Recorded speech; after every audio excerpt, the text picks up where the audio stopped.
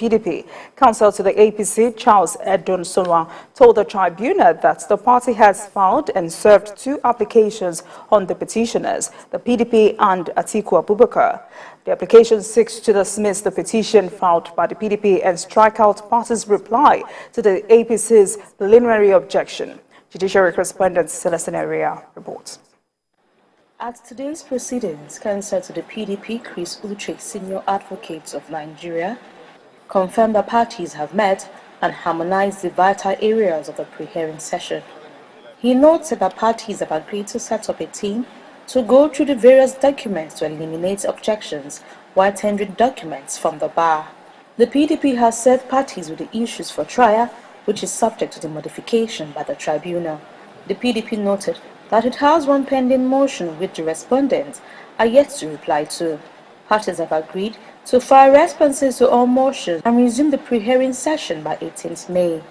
Counsel to INEC confirmed the submission by the counsel to the petitioner, but noted it had filed an application seeking to strike out certain paragraphs in the PDP's petition.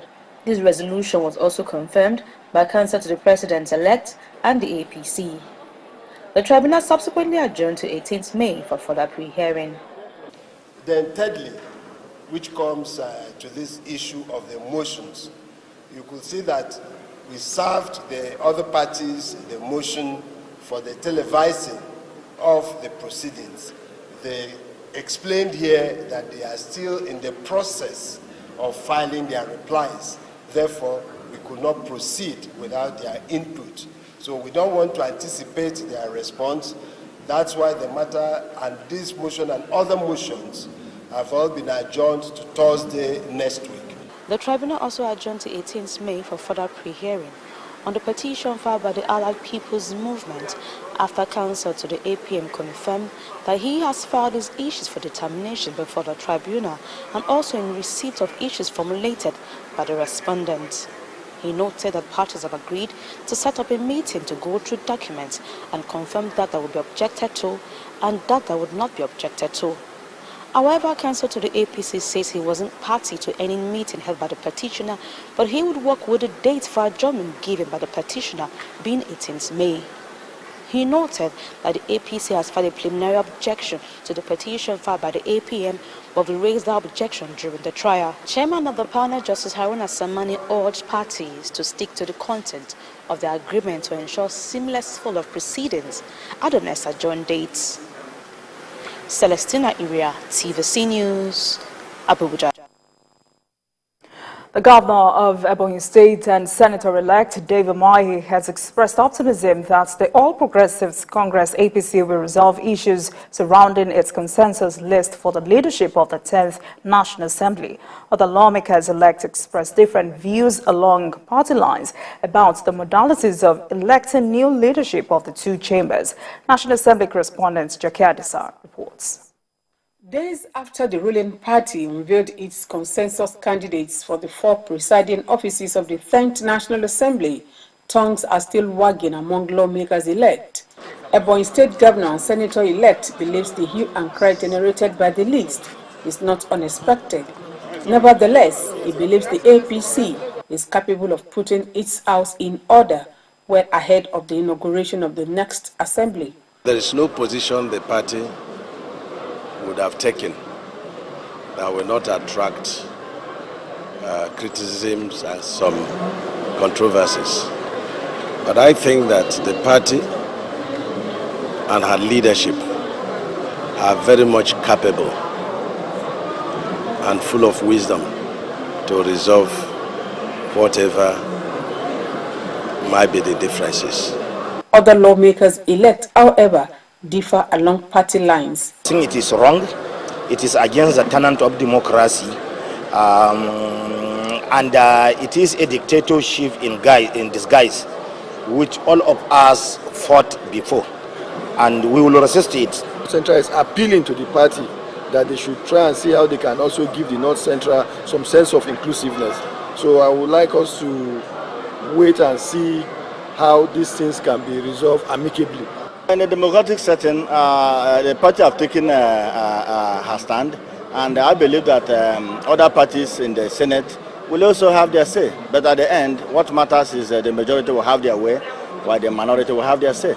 Reacting to the ongoing hearing at the Presidential Election Tribunal, the governor says it's an opportunity for those engaging in media trial and fake news to prove their case. David Umahi restates his belief in the neutrality of INEC at the polls. You cannot, be vomiting and at the same time be kissing.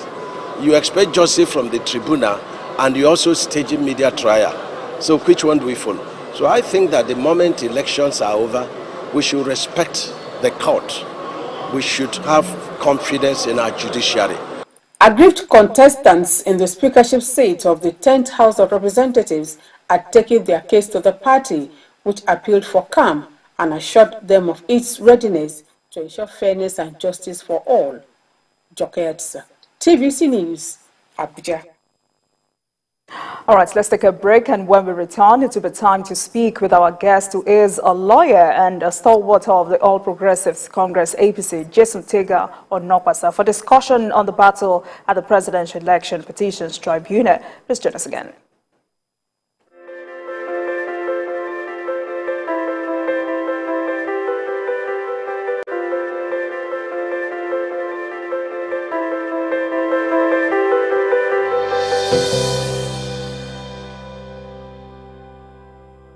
Welcome back. You're still watching Politics Tonight, digging beyond the headlines. And now to our interview with the guest of the day. I am joined by a lawyer and a stalwart of the All Progressives Congress APC, Barrister Jason Tega Onopasa, for discussion on the battle at the Presidential Election Petitions Tribunal. Thank you very much for joining us this evening. Thank you for having me, Jumoke Latiji. All right, let's start this discussion with some developments in the politics, especially National Assembly zoning controversy brewing in your party. How best do you think this should be handled to avoid full-scale crisis? Well, what I would say is, it's a question of interest, people having ambition, different interests, various interest groups. Our party has come up with a stand. I would say I support the stand of our party, but I'm not unmindful of the protestations here and there.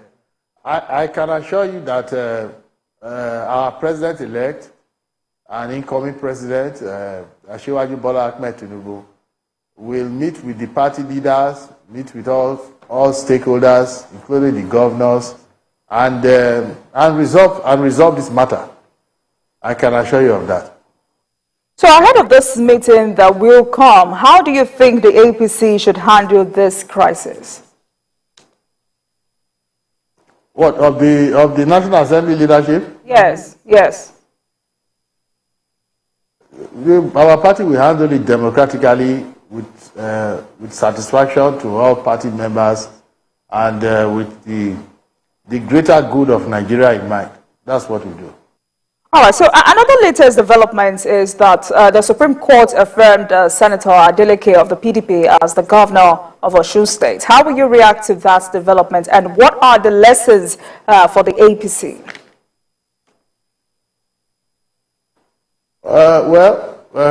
The Supreme Court has spoken. We are a law-abiding party. We are law-abiding people. That's who we are.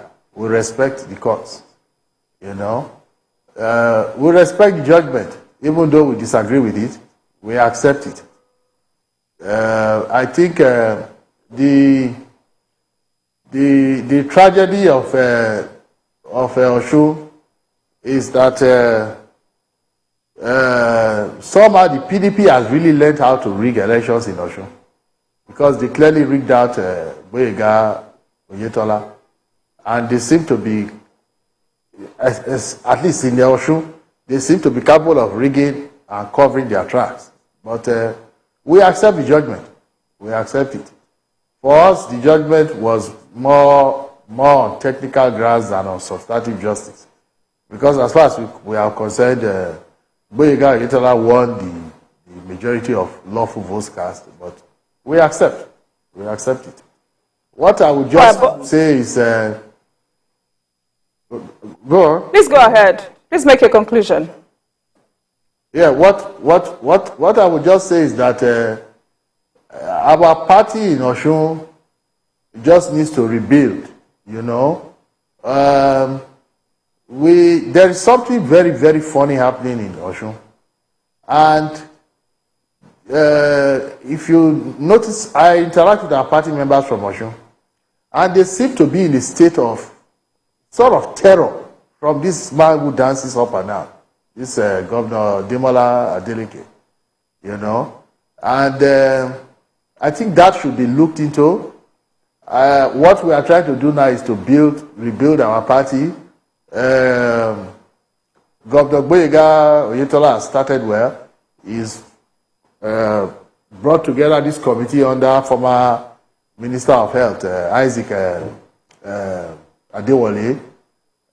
We should just try to see how we can build the party. You know, the elections in Osun, they don't really make sense to me. First of all, how we lost at the presidential, it does not make any sense to me. I just feel that there is something Demola Adeleke is up to there that I don't yet understand. But time will tell. You know, and then how we lost at the senatorial, at the House of Reps, the House of Assembly, those things don't make any sense to me at all. You know, what I would say is our national leadership should concentrate on building the party. We have talents in Osun. You know, let's see how we can gather the party together. You know, and empower the party to be able to put up a good fight in 4 years' time. Because well, that's it. It's still it's still the next election. So I would say that let's look at some of our people there. For instance, the Senate spokesman,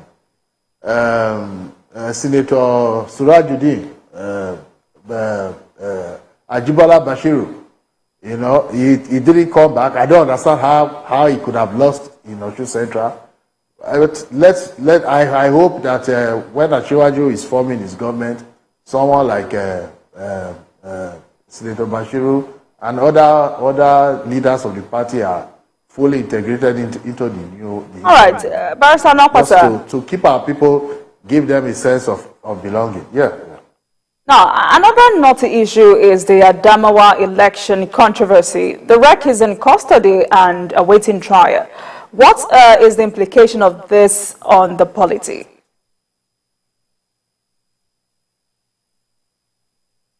Do you know what happened in Adamawa? An election was stolen by men from a woman.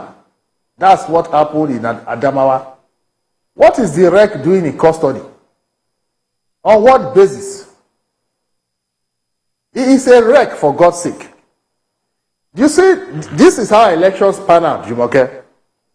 Elections are conducted by the Independent National Electoral Commission.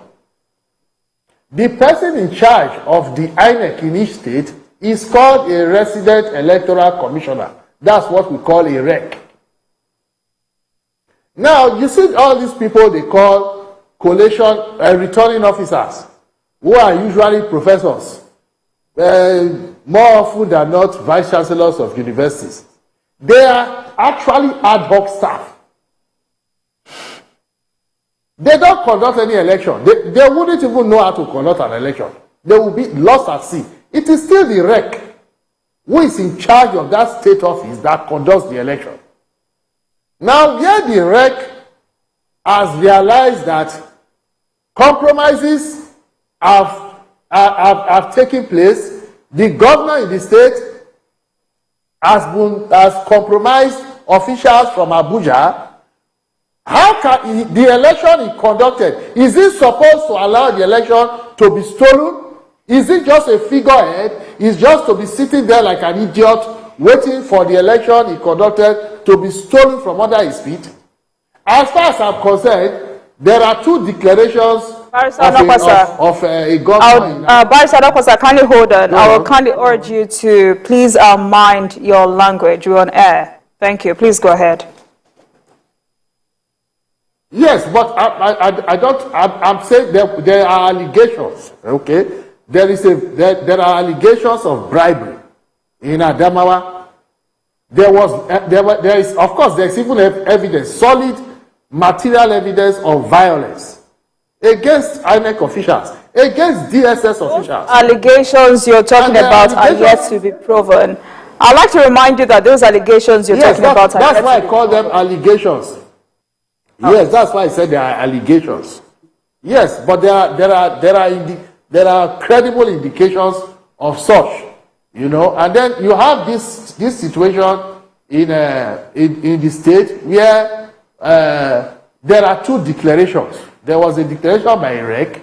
There was a subsequent declaration by a different official. Well, as far as I'm concerned, let the courts decide. But I go with the first declaration. Yeah, for me, a woman won an election, and men who have no regard for women insisted on stealing the election from her. So I personally, I recognize Senator Aisha Dahiru, Senator Bainani as the governor-elect of Adamawa State. So I don't see anything why the REC of Adamawa State should be in custody or should be facing any trial. I don't see that. All right, Honorable Barrister Nokwasa, as an APC member, your stand or your position is understandable. So let's go to our main issue for today. Now, the legal fireworks at the Presidential Election Petitions Tribunal have begun. What's your reaction to the proceedings so far? Well, what occurred was a pretrial hearing, you know, sort of a procedure to set the rules of engagement, you know, so nothing much has been done.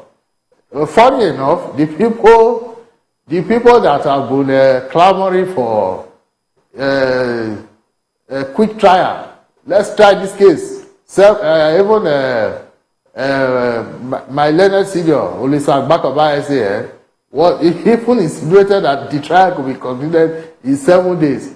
But these people that took the case to court, because they are the ones who took us to court, they said that they are not prepared. They said that they are not prepared. So they are the ones that asked for adjournment. We are prepared. You know, that's all I can say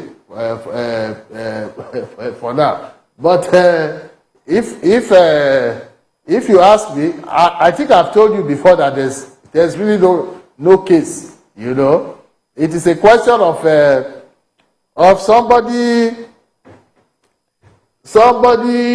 claiming that he wants to reclaim a mandate, and as far as I'm concerned, the person is just trying to steal another person's mandate. You know, so I can. Oh. It makes sense to me. Go on. So far, the withdrawal of petitions by two parties left many surprised. Why do you think the AA and APM made a U-turn? Because they realized they don't have a case in the market. There is no case there. There is no case. If not out of what I would call greed, you know, that is motivating someone like Alhaji Atiku Abubakar, he would withdraw his petition because it is an unwinnable petition. In the case of Peter Obi, it's just pure shame. You know, how does he tell his obedience that he lost the election, which he knows he lost, which he could not possibly have won, with Atiku Abubakar there competing for the same votes? You see these people, Jumoke, they all belong to the same party. It is franchising. What is Labour Party? Who is Peter Obi? Peter Obi is the former running mate of Atiku Abubakar. He's a PDP man. even having declared for the presidency of this country, he still went to pay homage to Atiku Abubakar at Atiku Abubakar's declaration. They are all the same PDP gang. In fact, Obi was even initially, his game plan was that, okay, if I can't get the presidential ticket of PDP, and it's Atiku that gets it, let Atiku still make me his running mate. So both of them are PDP. There's no difference there. Then who is even the third, the so-called fourth force? Alhaji, or rather, Dr. Rabi Kwankwaso, is PDP also. All of them, all three of them, the three front runners in the opposition, they are collectively PDP. Are you looking forward to more parties also withdrawing their petitions? Well, I don't know what APM is still doing with his petition. I mean, on a serious note. Most likely, but I really, there's no, I mean, I don't even see Obi's petition or Atiku's petition making any headway. Is it APM's petition that is going to make any headway? So if they want to spend more money on lawyers, by all means, why? That's more money in my colleagues. All right. The pocket of my colleagues. They can keep it up. But I doubt that PDP or Labour are going to withdraw their petition. I don't think so. All right. So now the Presidential Election Petition Tribunal has adjourned for continuation of the pre-hearing of PDP and Labour Party petitions. What's this about? Well, it's just these are the procedures. These are just normal procedures of court. So you can imagine how absurd it sounds when you hear lawyers say conduct an election petition in 7 days. I mean, there are processes to these things, you know. And thankfully, they are the ones that asked, that said that they are not prepared. These things take time. They require due diligence. Let me use that term. You know, and that is what is going on. You know, so what is really going on is, let's set the rules. Let me just use language that anybody in the audience would understand. Let's set the rules for this trial. Okay, this document, do you all agree with it, or are you disputing it? You know, what can we all agree on? This, if Obi is alleging this, does PDP agree? Does APC agree? What will APC dispute? That sort of thing. That's the stage we are in. All right. So the adjournment was due to agreement by all of the parties to ask for an adjournment to enable them file and exchange necessary legal documents. What could have informed this? It is just normal procedure. That is how all election petitions pan out. So it's okay. There's absolutely no controversy about that. So the tribunal also directed the parties to identify core issues to be determined in the petition before next sitting. Can you help us throw more light on this? Yes. Well, what are the core issues? For me, the core issue is who won election. Okay? Now, if you say, because you are the one that took a case to court, you are the one who filed a petition alleging that you have a mandate that was stolen. You have 6.1 million votes. The other person has 6.8 or 7 million votes. I can't remember the exact figure. The winner of the election has approximately 9 million votes. And you say you were rigged out and you have a mandate to reclaim. Now, what are you alleging? Are you alleging rigging? And if you are alleging rigging, the core issue will be proof. You will prove where you were rigged.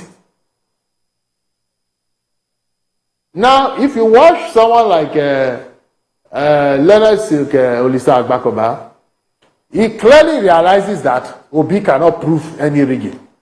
Because when he itemizes his priorities for the, he's so eager these days to lecture the courts and tell them exactly what they should be doing. So he listed 3 items for the courts to determine first, as if he's the one setting the agenda for the court. So he says the court should determine something about one phantom so-called drug case in America. Then the court should determine whether or not Kashim Shettima was validly nominated as Ashiwaju's running mate. And then he lists this is 3 items, he lists them, rather opportunistically, somewhat hoping that let them, the whole thing looks, there's something we used to call try your luck when we were young. It's sort of scam that you would see by the roadside, That is what these people are doing. Because to prove that anybody rigged the election, trust me, Jumoke, is impossible in this election. You cannot prove that somebody with 9 million votes rigged you when you have 14 million votes, 15 million votes, which you wasted, which you shared among yourselves.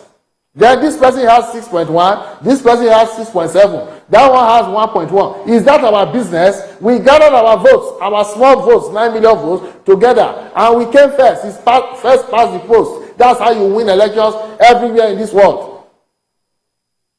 So that's their business. Now, it is not for them to dictate to the court what is necessary to prove an election petition. It is according to law. Do you understand me?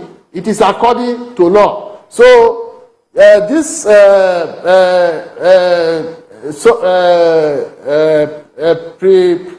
pre-trial hearings, all these negotiations, they will still fall back to one thing.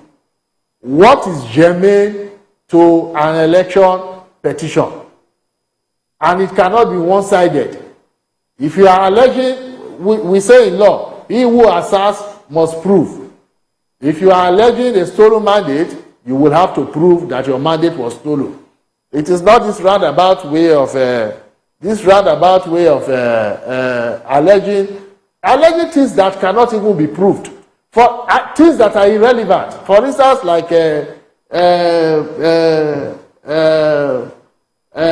forfeiture in America.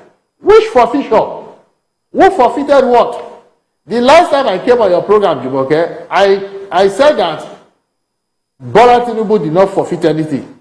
People started insulting me that I manufactured a non-existent person called K.O. Tinubu. Do you know who K.O. Tinubu is? K.O. Tinubu was a minister of the Federal Republic of Nigeria. He is Kafaru Oluwole Tinubu. He was a minister in this country. He's Bola Tinubu's uncle. He's Bola Tinubu's mentor. He contributed, he was a national figure. Even before Bola Tinubu was famous, because of time, let's quickly move on. I do. So because of time, let's quickly move on. Okay. Now, your party, the APC, wants the tribunal to dismiss the petitions by opposition. How confident are you about getting this? And do you think your party will be able to defend its electoral victory? Of course. Why not? Why not? Why would we won? Simple. If we would only be afraid if we had stolen the election. There was no way, Jumoke, that we could have, even if we were willing to steal the election, how could we have stolen it? Everything was stacked against Achiwaju. There is nothing they did not throw at Achiwaju in this election. Even Achiwaju's ability to access his own funds, his own hard-earned money, personal funds, we are frustrated. Then they brought fuel scarcity to frustrate us. Then they brought Naira redesign to frustrate us. And where would even Achiwaju have seen money to rig election? We rigged the election and we ended up with just 9 million votes. If we rig the election, we will have 16, 17, 18 million votes, 20 million votes. Barrister Nokwasa, you are not addressing my question. I'm asking you, your party wants the tribunal to dismiss the petitions by opposition. How confident are you about getting this? You see, let me tell you how court cases pan out. It's not a question of whether a petition is dismissed or not. You are the one, Labour, Peter Obi, PDP, Atiku Abubakar, who brought petition. It's for you to prove your petition. Now, naturally, we will ask for the petition to be dismissed because the petition is without basis, of course. Which election was rigged? That's what I'm trying to explain to you. That's why we're asking for the petitions to be dismissed.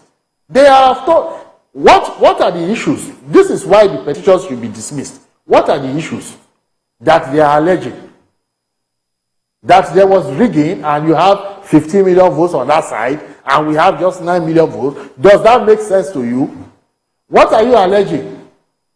That a case that was determined 30 years ago in America, in which Bola Tinubu did not even forfeit a dime. Let me explain something to you, Jumoke. It answers your question if you are just patient enough to understand what I'm trying to say. You see, when you have an action in rem, it is not an action against a human being. It is an action against property. That is the case all these people are talking about, calling forfeiture case, calling drug case. I don't know where they got that ridiculous idea from. That case was an action against property. Now, it is actually nonsensical to envisage an action against even a bank account. A bank account is actually a notional thing. It's not a real thing. For instance, you cannot transfer your bank account to me. I cannot do vice versa. I can transfer the money in my account to you. You can transfer the money in your account to me. So it is that property that is germane. It is that property that is of consequence. So the action was not even against Bola Tinubu's account. It was against the property within the account. And that property is money, which is of value. You know? So, you now have a situation where there is an action against money in an account. There is investigation. The court does its own work and discovers that even this money in this account, it belongs to an individual called K.O. Tinubu. Because that's what the court now later ordered, that the residue, the remaining amount in the account, after it had collected taxes. That's what, this term forfeiture is just a terminology we use. You take something out of somebody's pocket, while the person has forfeited it. It's just legal terminology. So it is actually K.O. Tinubu that forfeited money. It's not Bola Tinubu. In fact, if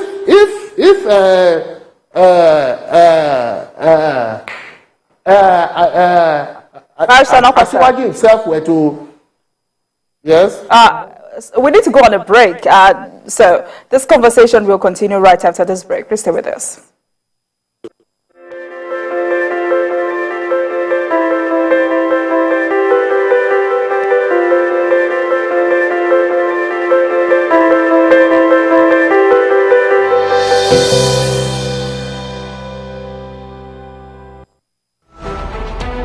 Every major news story is with many perspectives and layered with different levels of impact. Hello.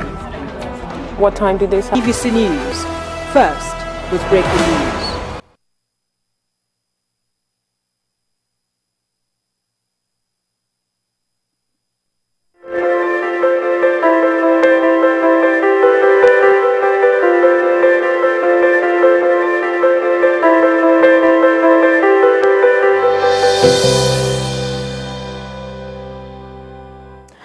Thank you very much for staying with us. Tonight, we're discussing the battle at the Presidential Election Petitions Tribunal with a lawyer and a stalwart of the All Progressives Congress APC, Jason Tega on Nokwasa.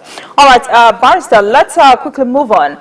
The PDP and Labour Party have called for live transmission of the proceedings at the tribunal.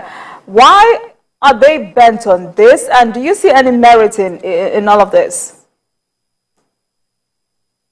There is no merit in it. They are just trying to intimidate the judiciary. That's what they, there's this, since they realize that they don't have a petition, they don't have a case, they are just trying all their best to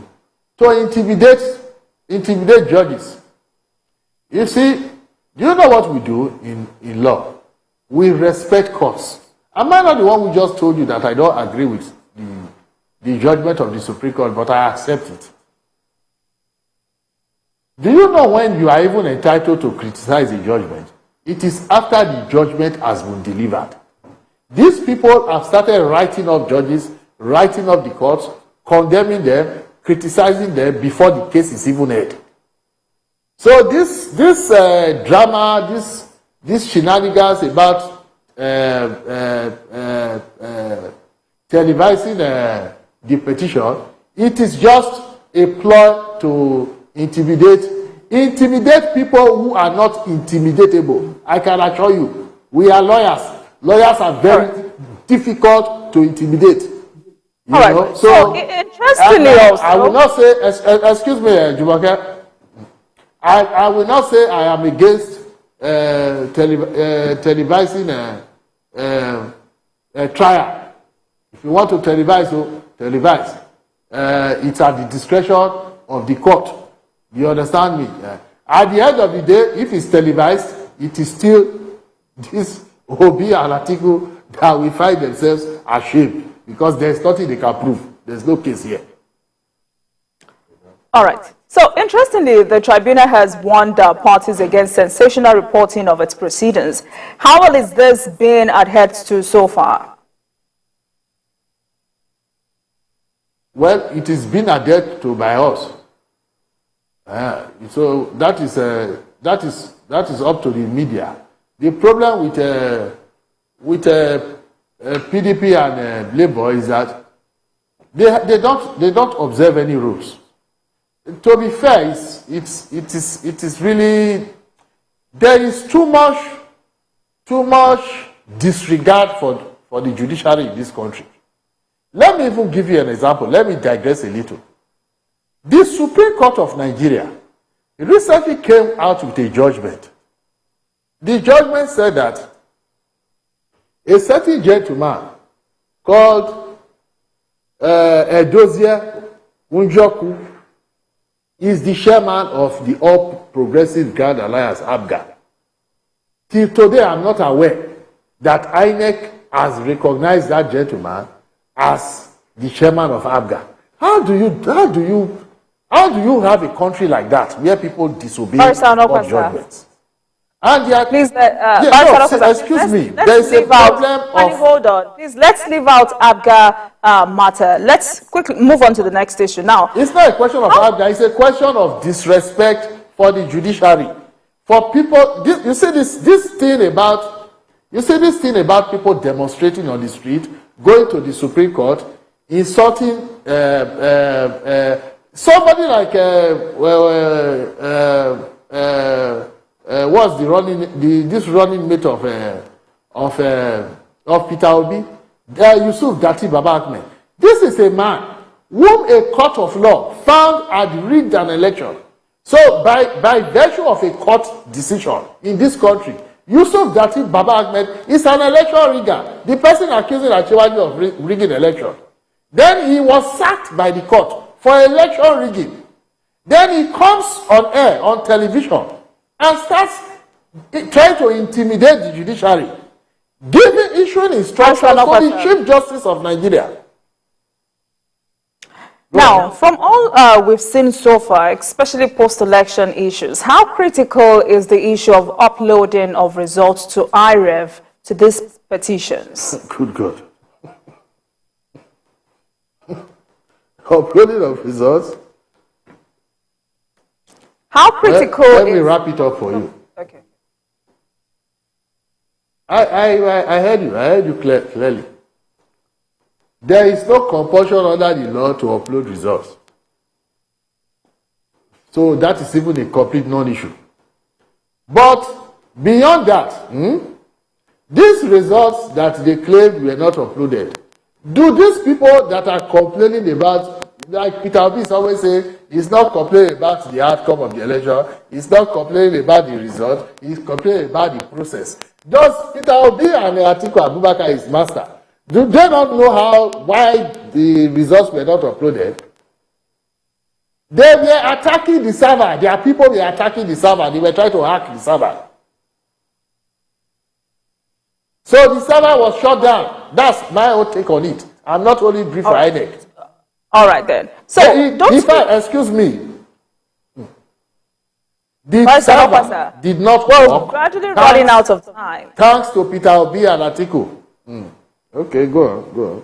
All right. So we're still on this, but just extensively. Now, don't you think not uploading the results damaged the credibility of the election and its umpire? Jesus Christ. How can it damage which credibility? Jumoke, there are 15 million votes on the other side. The other didn't work. You still add 15 million votes. I don't know how Nigerians reason. There is 6.1 million votes in Peter Obi's column. So let's do the math. There is 6.7 million votes or 6.8 million votes in Atiku's. Peter Obi's votes and Atiku's votes are 13 million votes already. Then you add Kwankwaso's 1.5 million votes. That's 14.5 million votes. If you now add all the votes, the little votes of them, Stevie Showore, them Malik, Ado Ibrahim, add it comes to 50 million plus votes. That's the votes they got. The INEC did not, it has never happened in the history of Nigeria, Jumoke, that the opposition will get more votes than the ruling party. This is the first election. This election, as far as I'm concerned, is not credible than June 12th. Just look at the votes the opposition, they are the ones that wasted their votes. So how about they should have come together, gather their votes together, and then they might have had a chance of defeating us. They didn't do that. That's how we won. So how about the matter of Tinubu not nicking 25% in Abuja? Don't you think this will hurt your case before the tribunal, especially when senior lawyers like Adamawa insist the law says it should have picked 25% in Abuja? With respect, Lisa Adamawa does not know the law. He does not. Simple. That is not the law. The law does not say somebody must win 25% in Abuja. Why must anyone win 25% in Abuja? Who are these people that live in Abuja that they are so special? Why not in Zamfara? Why not in Delta? Why not in Cross River? Why not in Lagos? What does anybody produce here in Abuja? This is just a city, a territory where people consume everything from all over the country. You are saying somebody must win 25% in Abuja. Abuja is less than a state. It is a territory. The Constitution just allows it to be treated as a state for certain purposes. So for this purpose of spread, the Constitution just said that, our citizens live in Abuja, let them be carried along. So if you get, let's say, 2/3 in 23 states, but you still manage to get, you get 1/4 in 23 states, and you still manage to get 1/4 in Abuja, and you are the candidate with the highest number of votes, we will just count that Abuja as a 24th state. That is the meaning there. Right. So suppose I won election with 25% in the whole 36 states, is he saying that because I did not get 25% in Abuja, I should not win the election? Is that reasonable? Law is intrinsically reasonable. So, with respect to my Person learned officer. senior, Lisa Bakoma, he does not know what he's talking about. All right. So the May 29 inauguration day is 18 days away, and some clerics have predicted it won't happen. Are you worried in the light of those doomsday predictions?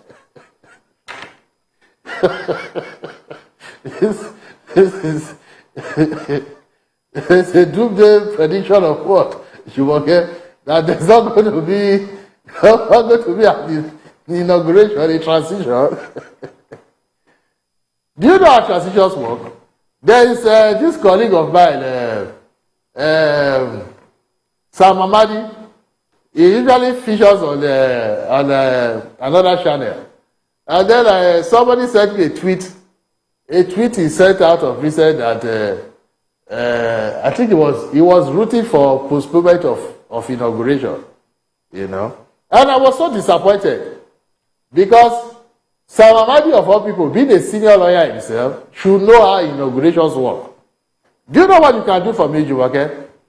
Maybe tomorrow when you are free, drive down to the American consulate on Eleke Crescent in VI. I think it's called Walter Carrington now. I think, yes. It used to be Eleke Crescent, then Abacha changed the name to Louis Farrakhan. And then Ashiwaju changed it to Walter Carrington, who was a great friend of ours during the June 12th struggle. Go there and ask them how transitions work, how inaugurations work. Do you know what is going to happen on May 29? You will see the Chief Justice of Nigeria. It is not a when that Baba Ahmed was saying he should not come and swear in Bola Tinubu. It is not a discretionary power. It is a duty. It is compulsory. A winner has emerged in an election. This is not a June 12th moment at all. In June 12th, Humphrey Osun was prevented from even announcing the results, completing the announcement. Then the election was subsequently annulled. In this case, the results were collated, they were announced. A winner was declared. A certificate of return was issued to the winner of the election. The person is a president-elect, and a president-elect, contrary to what Sam Amadi was insinuating, is a constitutionally recognized position. It doesn't have to be written there, it's automatic. He won an election. In America, by 12 noon, sometimes maybe the old president, the outgoing president is making a speech. They usually choreograph the inauguration to coincide with the taking of oath by 12 noon. In order not to cut into the time of the tenure, excuse me, let me explain this to you. Cut into the time of the former president, and in order not to extend the time of the new president. So they coincide it with 12 noon. At 12 noon, whether the new incoming president has not been sworn in or not, that president-elect is already the president. Go to the American consulate and ask them. They will tell you, so it's automatic. Really out of time. So let me ask you this final question. So, how prepared is the APC for the task of governance? And what kind of what kind of president do you think Asiwaju Bola Ahmed Tinubu will be? In 30 seconds. The very best, the very best Nigeria has ever had. Bola Tinubu is the most prepared person to be president in the entire history of this country. Just look at what he did in Lagos. Case closed. That's all I will say. All right, fantastic. Thank you very much for joining us this evening. I've been speaking with a lawyer and a stalwart of the All Progressives Congress APC, Barrister Jason Tega Onopasa, for discussion on the battle at the Presidential Election Petitions Tribunal. Thank you very much, sir, for joining us tonight. Thank you once again. Thank you. Thank you for having me, Jumoke. Thank you very much for watching. That marks the end of today's episode of Politics Tonight, but the conversation continues from here. Get in touch with us on Twitter at TVC News NG and at Olajumoke using the hashtag Politics Tonight. We're also on YouTube at youtube.com/TVC News Nigeria. I am Olajumoke Olatoji. Goodbye.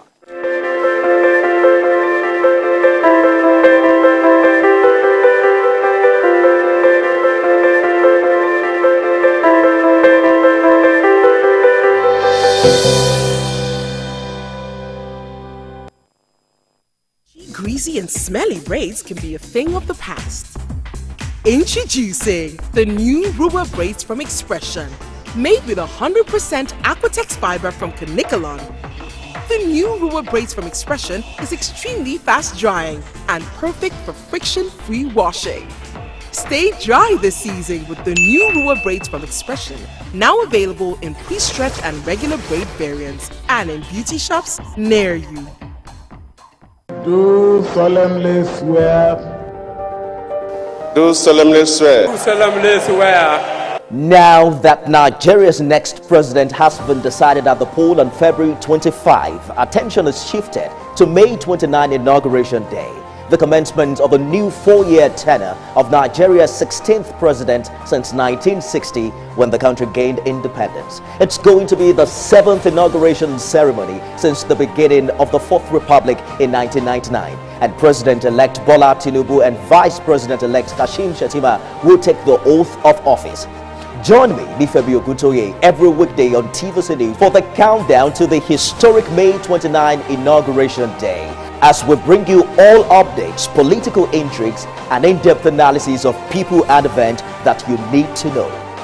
The countdown to May 29 Inauguration Day, live at 6 p.m. every weekday, only on TVC News. Information is power, information is security, information is knowledge. On Labor Lens, we believe that working people around the world have real questions of their own. They want to know how the world of work operates, what it means to the employer of labor, how policies affect workers in the workplace. On Labor Lens, I am sure we engage effectively the organized labor, organized private sector and governments to get out of them information workers are in need of. I am Sharon Ijason, asking questions that make you get sense of the workplace.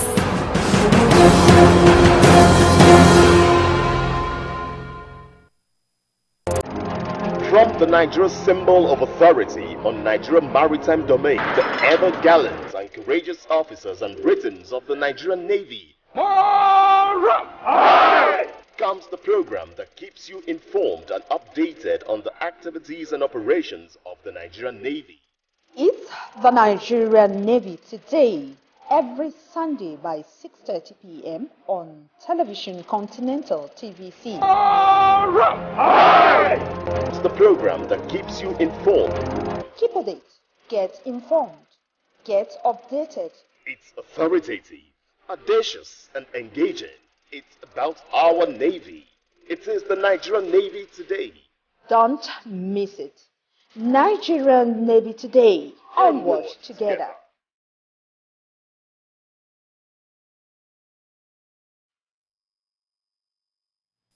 Ignorance is the mother of personal destruction, a voluntary misfortune, and it is worse when you are ignorant of your ignorance. You and Your Health with Dr. Richard Okoye is brought to you by Dr. Civil Life Foundation as he uncovers the mystery behind most deadly diseases, their causes, prevention, and latest treatment. Send in your comment and health-related questions. Together, let's liberate Africa from health ignorance. Hear this, you are ignorantly awaiting the arrival of your wife's menopause. If you have low sperm count and ignore it. Join Dr. Richard Okoye every Sunday by 3:30 p.m. The TVC News at 7 and the TVC News at 10 are not like any other news broadcast. It's the big news hour, the hour for the big breaking stories. We've got some of the best reporters on the field, taking you through as it happens. It's fast-paced,